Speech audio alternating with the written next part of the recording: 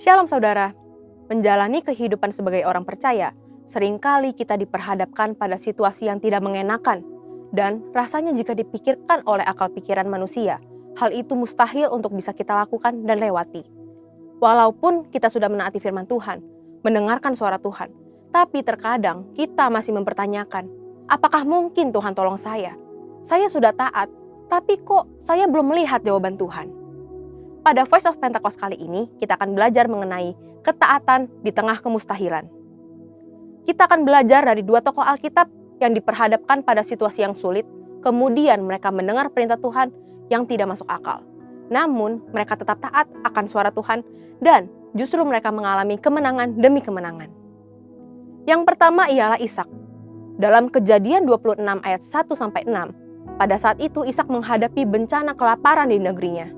Awalnya, Ishak berencana untuk mengikuti Abraham ayahnya untuk mengungsi ke Mesir. Tetapi, Tuhan menampakkan diri dan berfirman pada Ishak untuk tidak pergi dan tetap berdiam di negeri yang Tuhan suruh. Lalu, apa yang Ishak lakukan? Ishak memilih untuk taat akan suara Tuhan. Walaupun secara logika manusia, Ishak memikirkan, bagaimana mungkin bisa survive dengan tetap tinggal di negeri yang sedang dilanda bencana kelaparan? Bagaimana caranya Ishak dan keluarganya bisa bertahan hidup? Tetapi, karena Ishak menaati suara Tuhan, Tuhan menyertai dan memberkati Ishak. Bahkan dikatakan Ishak menjadi kaya, bahkan kian lama kian kaya, sehingga ia menjadi sangat kaya. Yang kedua, kita lihat Paulus. Dalam Kisah Para Rasul 16, tercatat 2 kali Tuhan mengalihkan pelayanan Paulus dan rekan-rekannya. Paulus bermaksud untuk memberitakan Injil ke daerah-daerah baru sesuai dengan panggilannya, yaitu kepada bangsa-bangsa non-Yahudi. Kok Tuhan menghalangi orang yang mau memberitakan Injil ya? Tentu tidak. Tuhan tidak menghalangi orang yang mau memberitakan Injil. Tuhan memiliki rencana lain yang lebih baik bagi Paulus dan rekan-rekannya. Melalui penglihatan seorang Makedonia, Tuhan menuntun Paulus untuk mengabarkan Injil ke daerah-daerah Makedonia. Paulus mengikuti tuntunan Tuhan itu, lalu bersama rekan-rekannya, Paulus mendirikan gereja-gereja di daerah Makedonia. Ishak dan Paulus mempunyai pilihan untuk tidak menaati suara Tuhan karena sepertinya tuntunan Tuhan itu tidak masuk akal.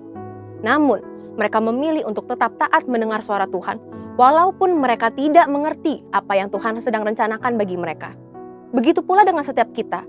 Terkadang dalam kondisi sulit, Tuhan menuntun kita untuk melakukan hal-hal yang justru tidak masuk akal. Kita pun diperhadapkan pada pilihan untuk tetap taat mendengar suara Tuhan atau tidak. Bagaimana supaya kita bisa mendengar dan taat mengikuti suara Tuhan? Ada 3 hal yang dapat kita lakukan. Pertama, intim dengan Tuhan. Dalam Mazmur 25 ayat 14 dituliskan, Tuhan bergaul karib dengan orang yang takut akan Dia, dan perjanjiannya diberitahukannya kepada mereka. Untuk dapat bergaul dengan seseorang saja, kita harus sering bertemu dan berkomunikasi dengannya, bukan? Demikian juga jika kita ingin bergaul dengan Tuhan. Kita harus meluangkan waktu, memelihara hubungan dan komunikasi dengan Tuhan setiap hari. Dengan itulah kita bisa lebih mengenal dan menaati suara Tuhan. Kedua, pertajam kepekaan rohani kita. Sebagai orang percaya, inilah tanggung jawab kita untuk melatih pendengaran kita dalam mendengarkan suara Tuhan. Melalui doa, pujian, penyembahan, dan merenungkan firman itu siang dan malam, kita melatih kepekaan rohani kita. Dan yang terakhir, kita harus memikul salib. Barang siapa tidak memikul salibnya dan mengikut aku, ia tidak layak bagiku.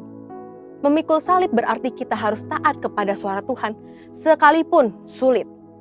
Tentu tidak mudah, maka dari itu diperlukan penguasaan diri dan dibutuhkan buah roh dalam kehidupan kita. Ketika kita taat untuk memikul salib, ketaatan itulah mendatangkan berkat, sebab Tuhan membalas setiap orang sesuai dengan perbuatannya. Memikul salib juga berarti memperkuat dan memperkokoh iman kita kepada Tuhan. Apalagi ketika kita diperhadapkan pada situasi yang mustahil.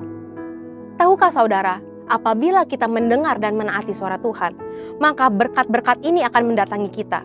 Berkat keberhasilan dan keberuntungan, tertulis dalam Ulangan 28 ayat 1-2. Berkat kekuatan dan perlindungan, tertulis dalam Matius 7 ayat 24-25. Dan keselamatan kekal, tertulis dalam Yohanes 10 ayat 27-28. Jadi saudara, untuk bisa taat di tengah kemustahilan, kita harus pahami dan percayai bahwa Tuhan memberikan rancangan terbaik bagi kita, yaitu rancangan damai sejahtera dan bukan rancangan kecelakaan untuk memberikan hari depan yang penuh dengan harapan.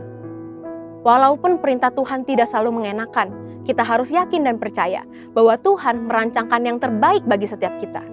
Pada akhirnya, semua akan mendatangkan kebaikan bagi kita yang mengasihi Tuhan Yesus. Yuk belajar percaya dan taat. Haleluya! Untuk penjelasan lebih lengkap dari tim teologi kami, silakan buka link yang ada di atas atau scan QR Code yang tersedia.